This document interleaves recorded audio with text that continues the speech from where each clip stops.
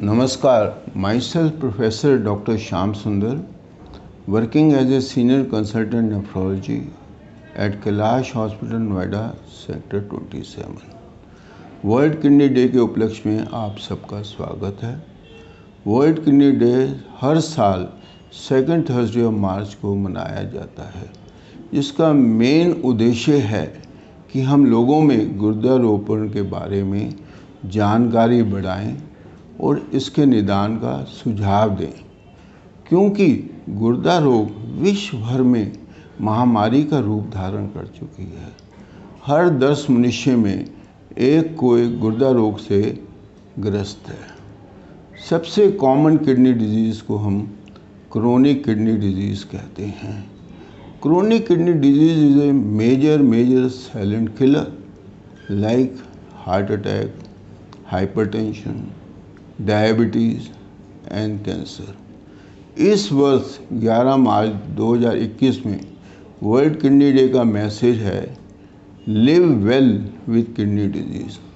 इसका अर्थ है कि जितने भी गुर्दा ग्रसित मरीज हैं, रोगी और उसके फैमिली के केयर टेकर को, दोनों को सक्रिय रूप से साझेदारी निभानी होगी कि उसके पूरे ट्रीटमेंट में एक्टिवली पार्टिसिपेट करना पड़ेगा, चाहे वो ड्रग ट्रीटमेंट है, चाहे वो नॉन ड्रग ट्रीटमेंट है, जैसे उसकी गुर्दे की डाइट के बारे में, मॉरल सपोर्ट के बारे में, किसी टाइप का सपोर्ट हो, या उसके पूर्ण तरीके से ट्रीटमेंट डायलिसिस गुर्दारोपण में भी साझेदारी निभानी पड़ेगी।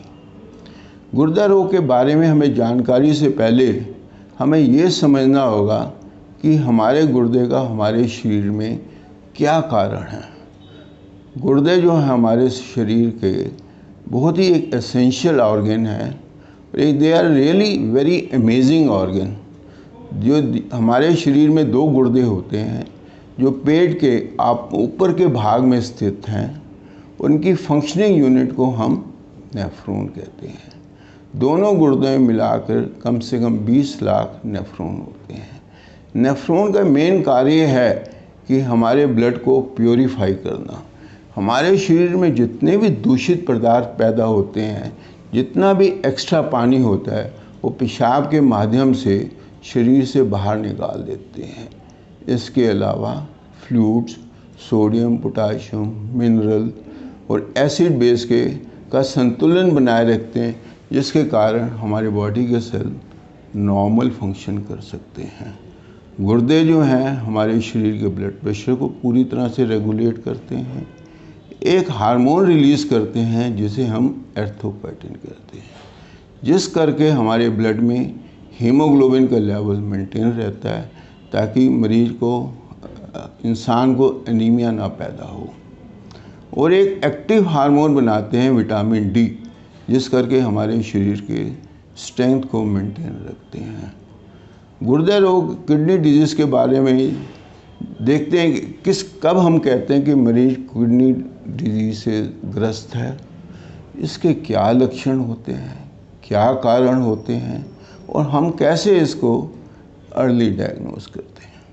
हम मरीज को सीकेडी तब कहते हैं जब दोनों गुर्दे ऐसा काम करना कम कर देते हैं, इसकी डैमेज ज़्यादा ऐसा बढ़ती है, और ये डैमेज जो है हमेशा इरिवर्सिबल प्रोग्रेसिव होती है। ऐसा एक स्टेज आती है जब हम इसे कहते हैं and stage kidney failure, means is a near total failure, जिसका सिर्फ इलाज है डायलिसिस और गुर्दा प्रत्यारोपण।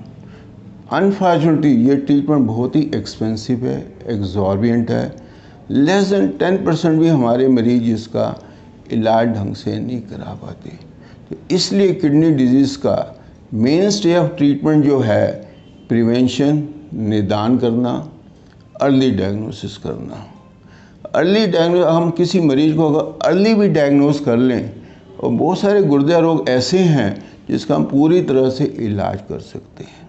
अगर इलाज नहीं भी हो सकता पूरी तरह से, पर हम इसके आज का नए ड्रग्स मॉलिक्यूल्स आ गए हैं, जिसके कारण हम इसके प्रोग्रेशन को बहुत ही स्लो डाउन कर सकते हैं, ताकि डायलिसिस और प्रत्यारोपण की रिक्वायरमेंट बहुत ही लेट हो और हम इसके डिले और slow down progression of kidney disease किया जा सकता है।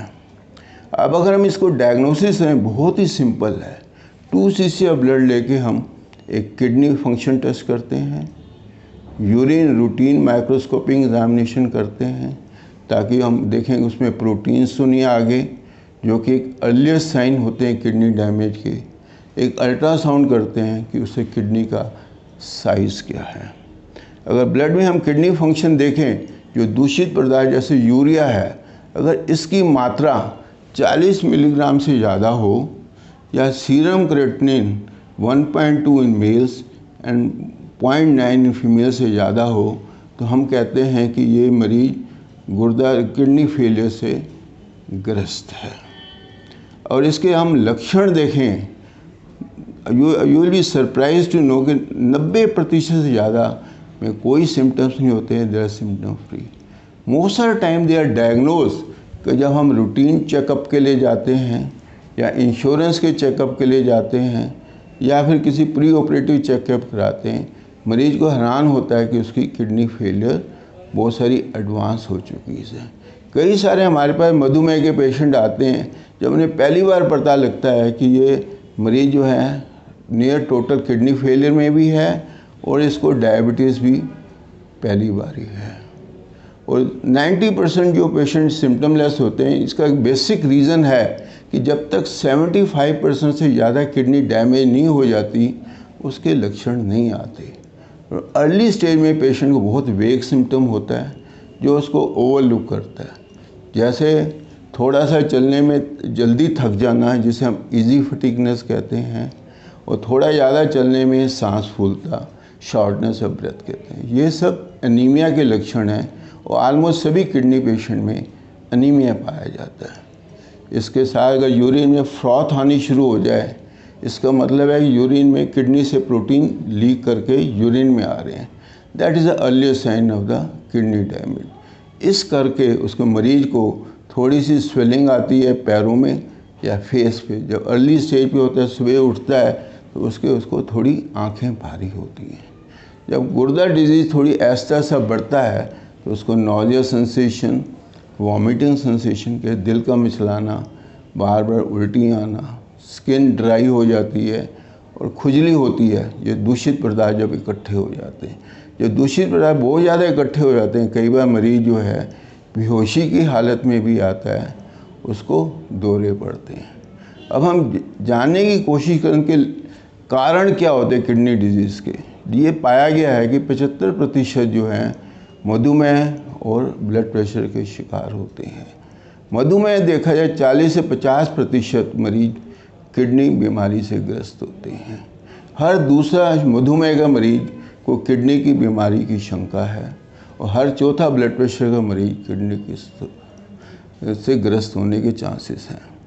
इसके अलावा गुर्दा में संक्रामक होना, इन्फेक्शन, इन्फ्लेमेशन, बार बार यूरिन में इन्फेक्शन होना, किडनी स्टोन डिजीज़ होना या फिर family history of kidney disease हो तो उनका ये सबसे मुख्य कारण है। कोई भी किडनी स्पेशलिस्ट है ये हमेशा एडवाइस करेगा कि ये जितने भी हाई रिस्क ग्रुप हैं, चाहे वो मधुमेह के हैं, चाहे वो हाई रक्तचाप के मरीज हैं, फैमिली हिस्ट्री है, स्टोन है, उनको एक एनुअल स्क्रीनिंग करानी चाहिए ताकि हम रूटीन टेस्ट में ही हम बीमारी को जल्दी से जल्दी पकड़ पाएँ और इसका पूर्ण रूप से इसका इलाज कर पाएँ। इंटरनेशनल किडनी फाउंडेशन ने ये सजेस्ट रिकमेंड किया है कि द 8 गोल्डन रूल्स, अगर हम इन रूल्स को नियमित रूप से पालन करें तो बहुत सारे गुर्दा रोग और बहुत सारी लाइफस्टाइल डिजीज़ से निदान पाए जा सकते हैं। सबसे पहला नंबर 1 रेगुलर एक्सरसाइज। वो ये सजेस्ट करते हैं 30 मिनट की डेली एक्सरसाइज, चाहे ब्रिस्क वॉकिंग हो, एक्सरसाइज हो या योगा हो, अगर वो करे तो उससे बंदा एक्टिव और फिट रहता है और एक सारे दिन में सेंस ऑफ वेलबींग आती है। और regular monitoring of blood pressure की आवश्यकता है।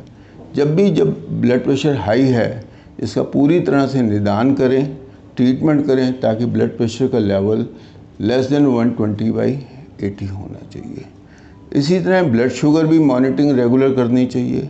अगर आप ब्लड शुगर के पेशेंट हैं तो अपना ब्लड शुगर जो HbA1c है उसको 6.5 और 7 के बीच में ही रखिए। HbA1c जो है 3 मंथ का शुगर को रिफ्लेक्ट करता है। और डेली हमें 3 लीटर कम से कम पानी जरूर पीना चाहिए। अब समर का सीज़न आ रहा है आगे, तो डिहाइड्रेशन के चांसेस ज़्यादा होते हैं। जब डिहाइड्रेशन होता है किडनी स्टोन डिजीज़ ज़्यादा होती है, यूरिन इन्फेक्शन होता है, कुछ family history kidney disease polycystic kidney में भी हम कहते हैं, उस मरीज़ को कम से कम 3 लीटर मिनिमम पानी पीना चाहिए। अगर आप स्मोक करते हैं, स्मोक बिल्कुल नहीं करना चाहिए, is really injurious to health और इससे किडनी डिजीज़ भी बहुत फास्ट बढ़ती है।